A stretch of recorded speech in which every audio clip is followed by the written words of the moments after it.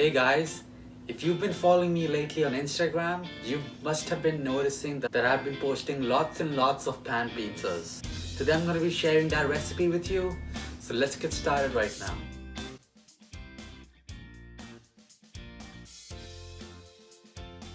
So I'll be showing you a basic recipe for the dough. So I'll be making 3 types of pizzas today. One's gonna be a white pizza, one's gonna be a basic margarita, the last one would be a pepperoni pizza. So today I'll be using double O flour, which is basically the grade of how fine the flour is ground to. And turns out double O is one of the finest grades of flour. And I've noticed when I've been making my pizzas with double O flour compared to regular all-purpose or bread flour, that the crust turns out much nicer. So in case you cannot find double O flour, be sure to use some bread flour. I would avoid using all-purpose flour. I find that the flavor of the crust is not as delicious with just regular old all-purpose flour. Additionally, we use olive oil to make pizza dough. I'm trying to make my pizza close to the ones at Pizza Hut.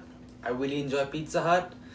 I've heard that they use a blend of olive oil and butter, which I will be replicating in this recipe in hopes to getting close. I find the pizzas are super delicious and have a really nice crusty crust, and I think you're gonna love this. So today I'll be using a 6-inch cast iron pan. So this recipe will give you 3 dough balls for 3 pizzas, and in case you're using a pan which is bigger than 6 inches, let's say 10 inches, then 2 of these dough balls that make 6-inch pizzas would combined make 1 10-inch pan pizza. Be sure to keep that in mind and do that math based on the size of cast iron pan which you have at home. So first add in your yeast into a bowl. So now add about 6 tablespoons of warm water. The water is about 110 Fahrenheit. And mix well to activate the yeast. Stir until it starts to get foamy. Now let this rest for about 5 more minutes. So I have the flour in the bowl of my KitchenAid mixer. I'm going to add in our yeast. Now be sure to not throw this away. So start mixing on low speed. Add some more water, add some more warm water in that bowl with the yeast. Make sure to give it a mix and add it back. You have all that good yeast in our pizza dough. After a minute, add in the butter and knead for 1 to 2 more minutes. So keep adding water until the dough starts to come together. You want the dough to be nice and soft, supple, but not sticky. So stop your mixer and add in about a teaspoon of salt and start mixing for 1 more minute.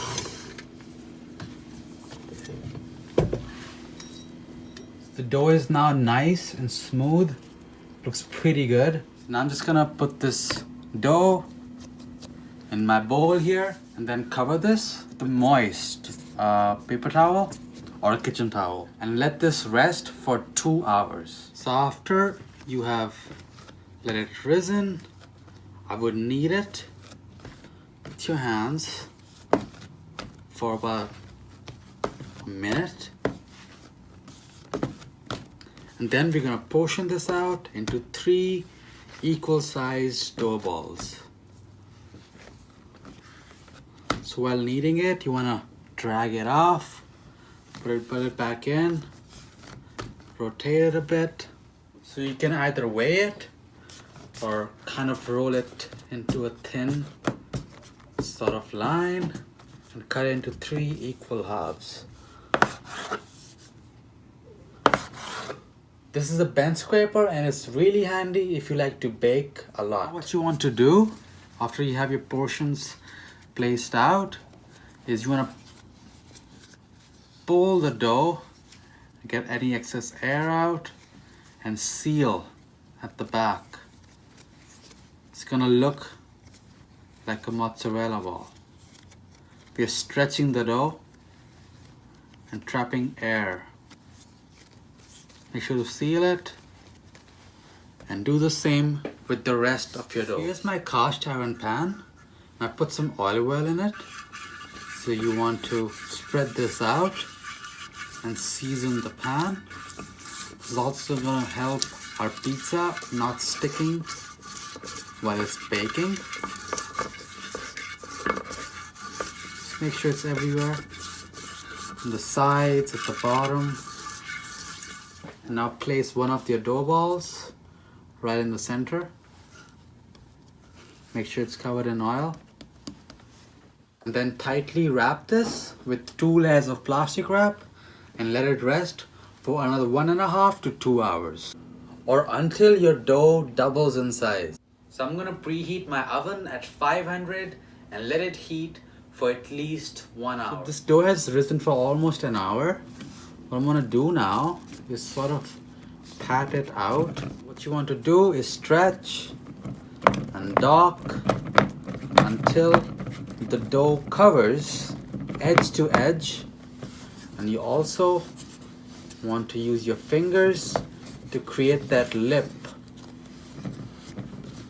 that crust on the side of the pizza, which we all love. So I'm done working on this dough. I'm happy with how it looks. I'm gonna cover it again and just let it sit and relax for a few more minutes. So I'll be putting a really simple tomato sauce on the pizza, which is basically ground up tomatoes or passata mixed with red chili flakes, some salt, olive oil, and a clove of garlic. So I'm gonna make this one plain cheese, just a white pizza. Just top it with cheese. So this one is gonna be a plain cheese. And the one up top is gonna be a pepperoni. So I'm putting my simple raw marinara sauce. The oven is so hot that the sauce will cook with the pizza in the oven. It really makes your life much easier. So again, let's top these with cheese. Now I'm gonna start putting my spicy pepperoni. Honestly, this smells really good, this pepperoni.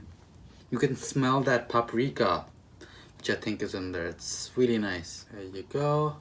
Stacked with pepperoni. Now, let's put these in the oven and bake until the bottom is nice and crispy and the top is caramelized. Based on your oven, you may find that in one case, the crust is delicious and golden brown and the top is nicely caramelized as well.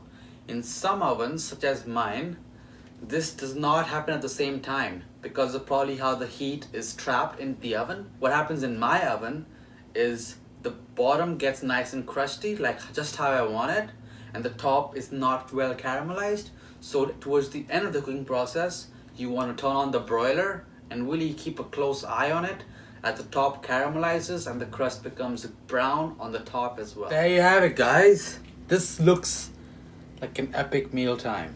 I'm gonna finish the margarita with some freshly shipped basil just to really get that intense flavor in there. This looks like a great slice. So there you have it, guys. Now you know how to make your own homemade cast iron pan pizza. And today I made 3 personal pan pizzas. These are amazing. It's gonna make you fall in love with pizza all over again. And I hope you guys love it and let me know how you liked it in the comments down below. Make sure to subscribe to my channel so you can see more awesome videos just like this. And I'll see you guys again on the next one.